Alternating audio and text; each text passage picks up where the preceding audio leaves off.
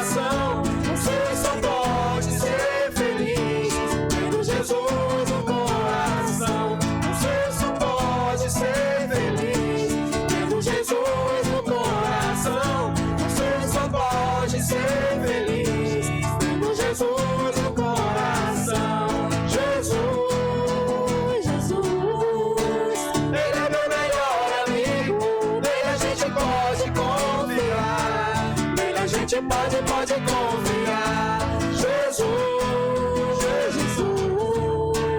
Ele é meu melhor amigo, nele a gente pode confiar, nele a gente pode confiar. Bem, louvado seja Deus. Depois a gente ensaia melhor.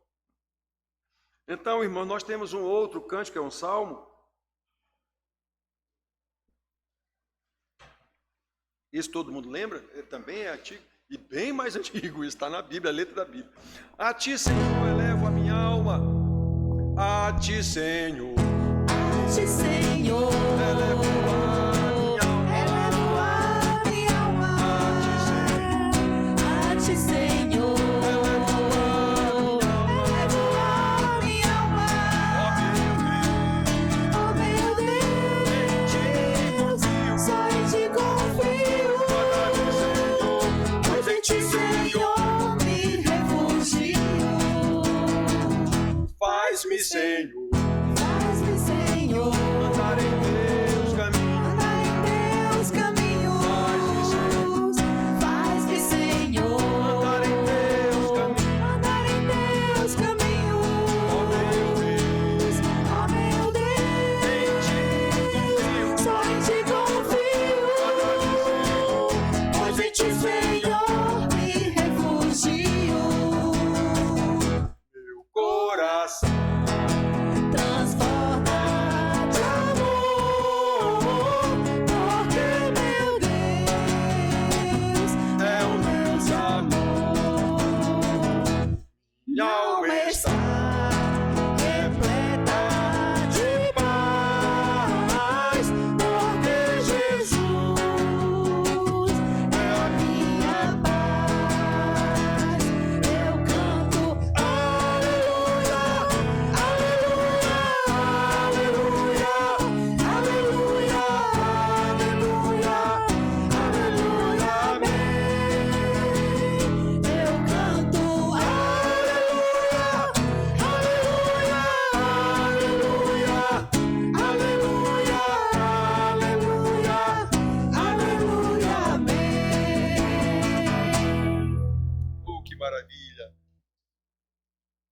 vai orar das duas hoje é Val. Amém. Senhor, obrigada por esse momento tão especial, Pai. Glória ao teu nome. Estamos aqui reunidos para te adorar, Senhor. Escutar a tua palavra e cada vez mais aprender mais de ti, Senhor. Nos ajuda a seguir esse caminho que não é fácil nesse mundo tão difícil que vivemos, Pai. Estamos sempre debaixo das tuas asas, tua proteção, te pedindo a tua mão a cada dia que amanhece, Senhor. Nos leve em paz, que nós possamos escutar o nosso pastor com a palavra que ele vai nos dar e assim levarmos em nosso coração para começarmos uma semana que seja de bênção, de paz, de vitória, aprendizado. É assim que te oramos, te agradecemos. Em nome do teu Filho, Jesus. Amém. Amém, amém, amém. Wellington. Graças a Deus, irmãos, estamos aqui. Muita chuva na cidade o dia todo. Pela previsão de ontem, nos jornais de ontem, a gente viu que ia ser o dia de muita chuva hoje aqui em João Pessoa. E se confirmou a previsão. Então, irmãos, nós vamos falar, Caio, sobre a nossa eterna salvação. A nossa eterna salvação. João 5:24. A gente vai ler só um versículo. João 5:24. A nossa eterna salvação. Normalmente, irmãos, as mensagens que eu dou aqui têm a ver com o que eu vivo durante a semana com vocês, com o que eu escuto, com o que vocês falam, com as situações que eu vejo, com o ensino que a gente dá aqui nos discipulados, nas aulas de discipulado, segunda e quinta-feira, com as lições da escola dominical. Eu vejo, escuto algumas coisas, ou vocês mesmo falam comigo algumas coisas, e eu preparo a mensagem.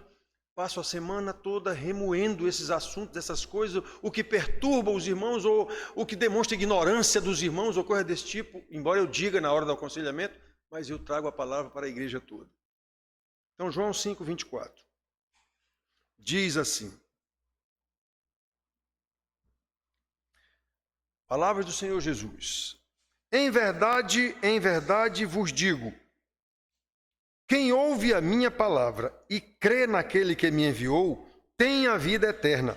Não entra em juízo, mas passou da morte para a vida.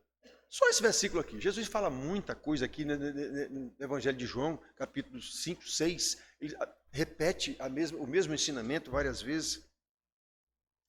Mas alguns irmãos, por vezes, a gente viu isso essa semana aqui, não irmão da nossa igreja, mas às vezes em conversa que ele tem com outros irmãos de outras igrejas, tem apresentado dúvidas sobre a salvação. Tanto irmãos nossos aqui conversando conosco, como às vezes conversando com outros irmãos de outras igrejas. Alguns põem em dúvida a sua salvação por causa de problemas que se multiplicam em suas vidas e eles escutam nas igrejas por aí que crente tem problema não. Crente tem problema não. Jesus abençoa todo mundo, as reuniões de oração, está tudo resolvido. Então a pessoa tem tantos problemas que ele questiona, eu não sou crente não. Não é possível um negócio desse. Outros, por causa de tentações do velho homem, pessoas que não eram crentes e se converteram ao longo da sua vida, mas as tentações do velho homem continuam, está tudo isso na Bíblia. Aí como eles não conseguem às vezes se livrar dessas tentações, que persistem em incomodá-los, aí eles, rapaz, eu não sou crente não. Eu não tenho salvação não. E isso, por vezes, tem contribuído para o afastamento de irmãos da igreja, tanto num caso quanto no outro. Tanto porque a vida é cheia de problemas e tem se multiplicado esses problemas, se afasta da igreja por causa disso. Depois que eu virei crente, como se diz, depois que eu virei crente o negócio ficou complicado. Ou então porque não dá conta de vencer certas tentações do velho homem, então, rapaz, eu vou continuar na minha vida. Eu tive um rapaz que trabalhou comigo, foi meu funcionário, e disse... Quando eu vi que ele estava andando com a turma anterior dele de bebida, eu digo, vem cá, fulano, que negócio é esse? Ele não é da nossa igreja. Por que tu está andando de novo com essa turma? Chefe, eu era patrão dele, superior a ele. Chefe, eu perdi, foi não sei quantos meses da minha vida com esse negócio de igreja, eu vou para a minha cerveja. Isso, vá, você está certo, vá para a sua cerveja lá. Não adiantava falar mais nada com um cara desse. Então, irmãos, tem esses dois casos. Outros há, no entanto, que dizem ter certeza da salvação, estão sempre na igreja, mas a sua conduta totalmente descompromissada com a igreja, a sua vida sem nenhum temor a Deus demonstra o contrário. Ele não tem salvação coisa nenhuma, embora ele imagine que tem. Estes são os que um amigo meu já esteve aqui visitando a gente, da igreja presbiteriana lá em Fortaleza, Aldeota. Ele mesmo chama essas pessoas de igrejentos. Eu ri tanto a primeira vez que ele usou essa palavra comigo. Você é um igregento, pastor? Eu digo, o que é isso, igregento? Vive na igreja aqui, mas não tem temor nenhum de Deus, não sabe nada, não tem responsabilidade nenhuma. Eu digo, tá, igregento. Então tem os igrejentos, né? E ainda por um outro lado, há os desigrejados. Já houve desigrejado aqui, conversando comigo lá no gabinete, depois do culto, e querendo ser o tal, conhecedor de tudo, apologética, não sei o que, mas qual é a sua igreja? Eu já sabia que ele era um desigrejado. Qual é a sua igreja? Não, eu não tenho uma igreja. Eu digo, você não é crente, meu amigo. Eu disse logo na marra, ai, querer cantar de galo para cima de mim aqui, com a tua apologética, cai fora daqui. O cara não tem nem igreja. Desse jeito, tem nem igreja. Então não adianta ficar discutindo com essas pessoas. Não adianta, são desigrejados. Essa semana eu li um resumo de uma tese de doutorado sobre esses desigrejados. Aqueles que por diversos motivos não são membros de nenhuma igreja, limitando-se a visitar esporadicamente alguma delas. E todos estes citados aqui, tanto os igrejentos como os desigrejados, pensam que são crentes. E alguns até chegam a afirmar que têm certeza da salvação, embora nada saibam sobre a doutrina da salvação. Então, diante desse quadro, irmão, nós vamos falar sobre a nossa eterna salvação, que eu repeti várias vezes antes de começar aqui, doutrina que é do conhecimento de um salvo. Claro, um salvo sabe de que ele foi salvo. Isso lhe dá total segurança. Ele sabe como é que ele foi salvo. Isso lhe dá uma total segurança. Ele sabe como é que ele anda agora nessa salvação, em santificação. E isso lhe dá segurança. À luz da Bíblia, podemos considerar alguns aspectos da salvação que são claramente perceptíveis na vida de um salvo, mas que não se percebe de jeito nenhum na vida dos ditos crentes, quer se enquadrem como os igrejentos do irmão de Fortaleza ou os desigrejados da tese de doutorado que eu li. Por exemplo, nenhum deles conhece ou reconhece o seu estado de pecador carente da misericórdia e da graça de Deus. E por isso não tem, por exemplo, uma vida de oração na dependência do Senhor. Ele quer ir para uma reunião de oração, para alguém dizer que Deus já perdoou ele e que vai abençoá-lo, e isso aí está tudo certo. Mas vida de oração ele não tem. Embora os igrejentos, os que estão em igreja o tempo todo, adoram as tais reuniões de oração. Adoram estar numa reunião de oração. Por quê? Na reunião de oração ele se sente acolhido, amado, perdoado, abençoado. A vida dele não muda uma vírgula. Não conhece absolutamente nada da doutrina da salvação, mas acha que é um salvo, é um igrejento, está numa reunião de oração, toda reunião de oração ele está lá e sempre abençoado por um pastor que é um anticristo. O pastor que manipula as pessoas e fica iludindo as pessoas com esse papo furado é um anticristo. Então, irmãos, são pessoas, né, que não têm uma vida de oração, e quanto aos igrejentos e quanto aos desigrejados, como não frequentam igreja nenhuma, é claro que não participam de estudos bíblicos, não buscam crescer no conhecimento do Senhor ainda agora. E nós lemos no Salmo aqui o homem dizendo que o que ele quer é isso. O que ele quer é isso, é a plenitude do conhecimento de Deus. Os desigrejado não estão nem aí para isso. Não frequentam estudo de estudo bíblico, coisa nenhuma.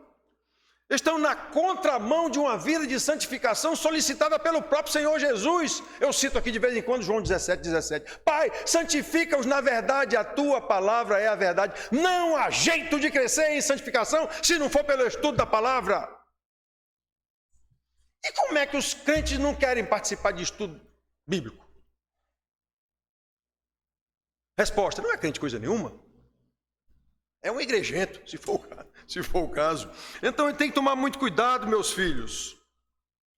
Por que eu digo que esses estão na contramão? Porque os salvos sabem que não pode agradar a Deus, a não ser em obediência à sua palavra. E para eu conhecer a palavra de Deus, eu tenho que estudá-la. E para estudá-la, eu tenho que participar do estudo bíblico com o pastor, na comunhão dos irmãos. Ouvindo a voz do Senhor. Com entrega total aos seus cuidados. Aí sim, eu me entrego aos cuidados do Senhor pelo conhecimento que eu sei do Senhor. Detalhe, especialmente em momentos difíceis da vida. Especialmente em momentos de tentação. Salmo 119, versículo 11. Guardo no meu coração as tuas palavras para não pecar contra ti. Eu preciso conhecer a palavra do Senhor para nos momentos de tentação. Que versículo eu vou lembrar agora para resistir a essa tentação? Jesus fez isso na tentação lá. Mateus 4. Está escrito. Foi assim que ele repudiou Satanás. Está escrito. Foi na palavra.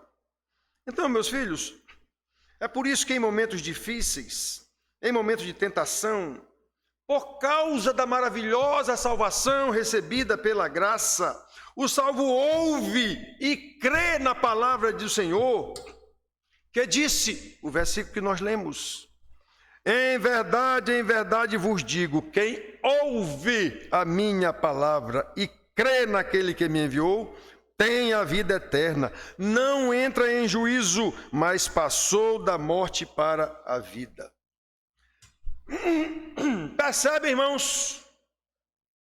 Jesus disse que o salvo ouve e crê na palavra do Senhor.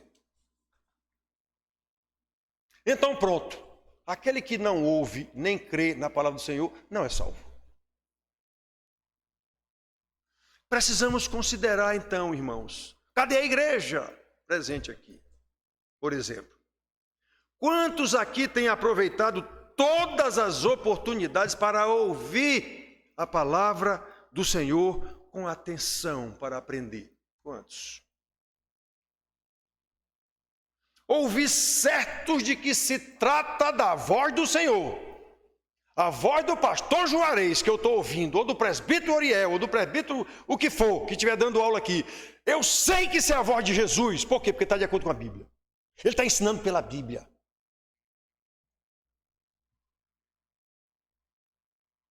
É o Senhor que está a falar aos seus eleitos que o Pai lhe deu. Quantos aqui estão nessa condição? Prontos, dispostos, não perdem a oportunidade. Irmãos, eu já disse para vocês aqui várias vezes, eu não tenho a menor intenção de ser melhor do que ninguém aqui, nem acho que seja. Agora, eu digo para vocês e garanto, eu não perdi um estudo bíblico. Eu não perdi uma escola dominical. Só se eu estivesse doente.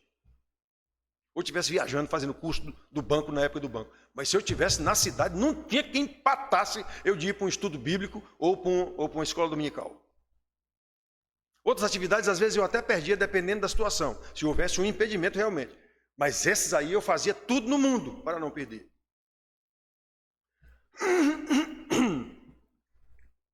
Então, meus filhos, prestem atenção. Jesus disse, quem ouve a minha palavra. Todos aqui têm buscado ouvir a palavra de Deus em todas as oportunidades que tem de ouvir essa palavra do Senhor? Ou um jogo de futebol é o suficiente para eu não vir para o estudo bíblico? Ou uma corrida de Fórmula 1 é o suficiente para eu não vir para a escola dominical? Eu garanto para vocês, esse tipo de coisa não me impedia de vir para um estudo. Eu gosto de Fórmula 1 e gosto de futebol.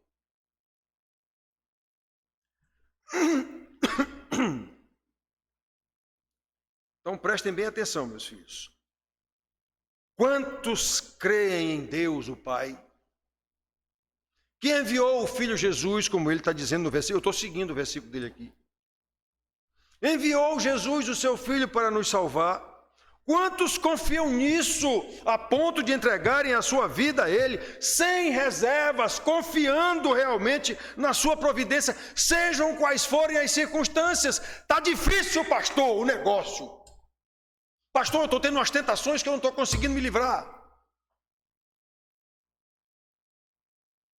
Jesus disse: quem ouve a minha palavra e crê naquele que me enviou. Todos aqui ouvem e creem que Jesus é o Filho que o Pai enviou para nos salvar? Eu estou seguindo o versículo do homem aqui. Em verdade vos digo, quem ouve a minha palavra e crê naquele que me enviou, estamos até aqui, tem a vida eterna. Né? Quantos aqui têm certeza da vida eterna? Sabendo que a salvação que recebemos pela graça é uma maravilha decidida por Deus na eternidade. Não fui eu que levei Deus a me salvar. Ele é que me levou a ser salvo, porque Ele me escolheu desde a eternidade. Está na Bíblia isso, quem crê ou não crê, não é da nossa conta. Está escrito na Bíblia isso. Isso é uma maravilha decidida na eternidade. Quantos aqui têm certeza disso? Jesus disse, quem ouve a minha palavra e crê naquele que me enviou, tem a vida eterna. Então eu não tenho que duvidar da minha salvação, coisa nenhuma. Todos aqui ouvem, estou repetindo isso e vou repetir até o final do versículo. Todos aqui ouvem, creem em Deus e têm certeza da vida eterna com Jesus, recebida pela graça, segundo o desígnio eterno de Deus. Vamos mais para frente. Quantos aqui, mesmo diante das dificuldades da vida, das lutas contra as tentações, já falei, vamos repetir, sabem que não entram em juízo, ainda que eu caia em pecado, não entra mais em juízo. Deus até vai derramar a sua justiça sobre mim pelo pecado que eu cometi, sim, mas isso não tem mais a ver com vida eterna. Isso tem a ver com as consequências do meu pecado aqui. Não entram mais em juízo, mas passaram da morte do pecado para a vida eterna em Cristo Jesus. Quantos aqui creem nisso? Vamos lendo o versículo e acrescentando mais coisas. Quem ouve a minha palavra e crê naquele que me enviou tem a vida eterna. Não entra em juízo, mas passou da morte para a vida. O apóstolo Paulo, num dos versículos que o pessoal que anda distribuindo o plano de salvação pela rua aí, esse é um dos versículos, Romanos 8:1. Agora, pois, nenhuma condenação há para os que estão em Cristo Jesus. Paulo reforça, digamos assim, esse ensino de Jesus. Quem ouve a minha palavra e crê naquele que me enviou tem a vida eterna, não entra em juízo, mas passou da morte para a vida. Agora eu faço com os pentecostais, tu crê nisso, irmão? Tu crê nisso, irmão? Ou tu sabe disso apenas pela cultura religiosa? Irmãos queridos, os salvos sabem que foram salvos. Eles não acham que foram salvos. Eles sabem. E é por isso que ouvem a voz do Senhor. É por isso que creem que o Senhor os elegeu desde a eternidade para a salvação em Jesus. É por isso que sabem que foram libertos do juízo de Deus, passando da morte para a vida. Os salvos sabem disso. Como esta é uma obra tão maravilhosa, é preciso a gente relembrar isso. Como esta é uma obra tão maravilhosa, maravilhoso é algo que vem de Deus. A gente normalmente diz assim, Jônio, teu vestido tá uma maravilha. Mas não é não, isso aí quem fez foi qualquer costureiro faz. Bom, digamos assim, Val, sua roupa tá uma maravilha. A gente usa essa palavra, mas essa palavra maravilha, ela pertence a Deus, na verdade. E só quem faz maravilha é Deus, ou os falsos profetas que fazem maravilha, Jesus disse que fariam para enganar os que não são eleitos. Os eleitos não serão enganados. Então, meus filhos, reparem bem. Nós temos que saber disso. Quantos, meus filhos, quantos Sabem disso, porque só o salvo, é só o salvo que vai saber discernir esse negócio. Só o salvo vai saber.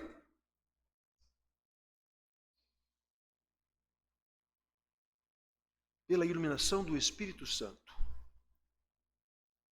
Pelo intelecto dele, ele não tem como discernir isso. Lembram? As coisas espirituais se discernem espiritualmente. Quando o irmão diz para mim que não está conseguindo, não consigo, tal coisa, não sei o que, eu digo, que espírito está em você? Já ouvi, aqui, quem já ouviu isso? Que espírito está em você? Todo mundo peca? Claro. Paulo, capítulo 7 de Romanos, diz, o bem que eu quero, esse eu não faço. E o mal que eu não quero, esse eu faço. Sei que a lei de Deus é boa, mas há uma lei do pecado dentro de mim, guerreando, que é complicada a minha vida. Paulo chegou a dizer isso. Então, se Paulo disse isso, imagine eu. Agora nós temos que lutar. E não podemos nos dar por vencidos pelo pecado. Porque o pecado já foi vencido pelo Senhor Jesus. Isso é uma maravilha de Deus que somente o salvo discerne. E é pela iluminação do Espírito Santo. E a gente precisa saber que mesmo com esse Espírito Santo, mesmo salvo, porque continuamos pecadores em um mundo amaldiçoado pelo Senhor Deus, um mundo inteiro que jaz no maligno. Adão, por tua causa toda a terra é maldita. O mundo inteiro jaz no maligno. Novo Testamento está escrito. Mundo caído. Então, por que nós continuamos pecadores e vivendo nesse mundo? Passamos por todo tipo de dificuldades, obviamente, próprias desse mundo. Mas o salvo sabe que conta com o mesmo poder que o salvou. O mesmo poder que fez Jesus ressuscitar. Paulo diz isso em Efésios capítulo 1 logo, lá no versículo 17, 19, por aí assim. O mesmo poder que ressuscitou Jesus é o poder que converte você, meu amigo. Você sabe o que é isso? Não é você que resolve se converter, não. O mesmo poder que salvou é o poder que passa a conduzi-lo em santidade devida, o que implica estudo da palavra de Deus. Conduzi-lo em santidade de vida até o dia do encontro glorioso com o Senhor Jesus. Se Jesus não vier logo, no dia da nossa morte, entramos na esfera da eternidade, porque o corpo, que como dizia Platão, que é a prisão do espírito, e é mesmo em determinado ponto, em determinado sentido, morreu o corpo, o espírito volta a Deus. O corpo que é pó volta ao pó, e o espírito volta a Deus. Pronto, se ele voltou para Deus em Cristo, ele já voltou na dimensão da eternidade, na glória do Pai. Se ele voltou para Deus sem Cristo, ele já voltou na dimensão da eternidade para o inferno. Tem mais purgatório para rezar por ele, não. Por isso, meus filhos, mais adiante, o próprio Senhor Jesus, eu já disse, ele ensina várias vezes a mesma coisa, várias vezes. Mais adiante, o Senhor Jesus confirma, ou continua esse mesmo ensino, do versículo que lemos, lá no capítulo 6, de 37 a 40, ele diz assim: todo aquele que o Pai me dá. Atenção, todo aquele que o Pai me dá. Não foi o cara que resolveu vir, não. Foi o Pai que me deu. Esse virá a mim. E o que vem a mim, de modo nenhum o lançarei fora. Então prestem atenção nas palavras de Jesus. A pessoa veio a Jesus porque o Pai mandou. E Jesus dizendo, de modo nenhum eu lançarei fora. Era do Pai, o Pai me deu para salvá-lo. Então como é que eu vou lançar fora? Como é que essa pessoa vai perder a salvação? Que Jesus é esse que não tem poder para segurar aquele que o Pai lhe deu? Então repare o que Jesus está dizendo, de modo nenhum lançarei fora. Porque eu desci do céu não para fazer a minha própria vontade, e sim a vontade daquele que me enviou. Estão lembrados da sua agonia antes de ir para a cruz? Pai, afasta de mim esse cálice. O que quer dizer isso? Pai, eu não estou suportando aguentar a tua ira. É isso que era o cálice. Não era questão de ir para a cruz, não. Para a cruz muita gente ia para a cruz. Isso aí era de menos. Era suportar a ira do Pai por causa dos pecados do mundo. Pai, afasta de mim esse cálice. Contudo, faça-se como tu queres e não como eu quero. Está vendo? Ele está dizendo aqui, eu vim aqui não para fazer a minha própria vontade, eu vim para fazer a vontade daquele que me enviou. Estão lembrados aqui, ó? Quem ouve a minha palavra e crê naquele que me enviou. Pois é, eu não vim aqui fazer a minha vontade, eu vim fazer a vontade daquele que me enviou. E a vontade de quem me enviou é esta: que nenhum eu perca de todos os que me deu. Pelo contrário, eu o ressuscitarei no último dia. De fato, a vontade do meu Pai é que todo homem que vir o Filho e nele crê, tenha a vida eterna, e eu o ressuscitarei no último dia. Estão vendo? Nós lemos aqui o capítulo 5, um versículo só, 24, e aqui lá no 6, 37 a 40, ele diz a mesma coisa, mais bem explicado e com palavras mais fortes e confirmando o que ele tinha dito lá atrás. Portanto, irmãos, porque ouvimos a palavra do Senhor Jesus e cremos em Deus Pai, que o enviou para nos salvar, sabemos e confiamos que a nossa salvação é eterna. Sabemos e confiamos que recebemos a vida eterna com Jesus.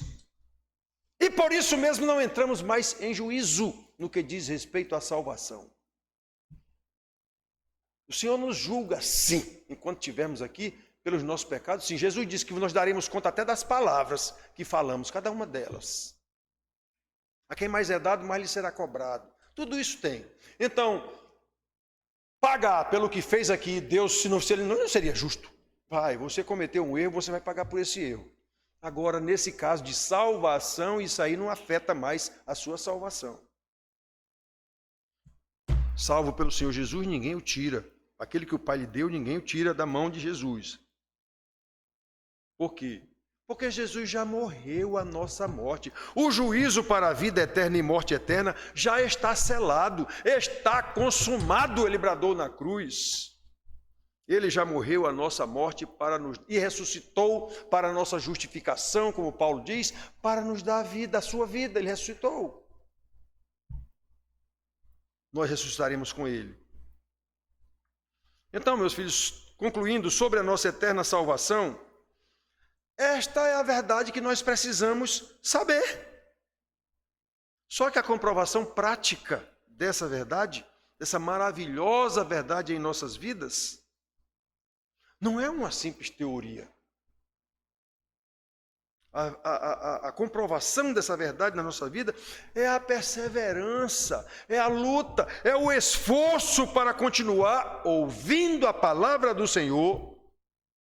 Para quê? Para que, em obediência a essa sua palavra, à medida que eu vou aprendendo, eu vou obedecendo, eu vou aprendendo, eu vou obedecendo, eu sei que não é nada fácil, eu sou um pecador que vivo num mundo maldito, condenado por Deus, que tenta me levar de rodo o tempo todo. Eu sei de tudo isso. Se eu não sei disso, eu não sou crente, decididamente. O esforço para continuar ouvindo a palavra do Senhor. Escola dominical, está chovendo. Está chovendo, não dá para ir. Escola dominical, tem corrida de Fórmula 1, Fórmula Indy, sei lá o quê. Ah, não vou perder, meu piloto aí, não vou perder. Culto à noite, está chovendo. Tem um jogo.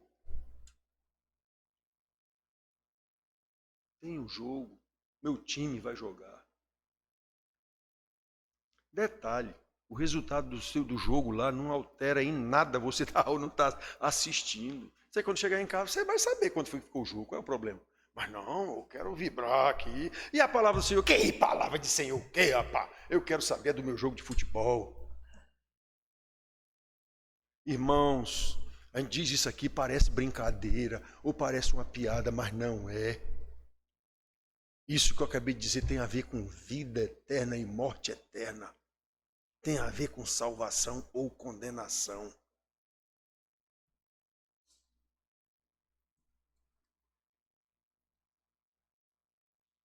A comprovação prática dessa maravilha, terminando aqui a conclusão, em nossas vidas, é a perseverança, é o esforço para continuar ouvindo a palavra do Senhor, a fim de que, em obediência a essa palavra, vivamos para louvor da sua glória, até o dia em que nos encontraremos com o nosso Senhor da glória, na eternidade do Pai, quando Ele nos vier buscar. Amém.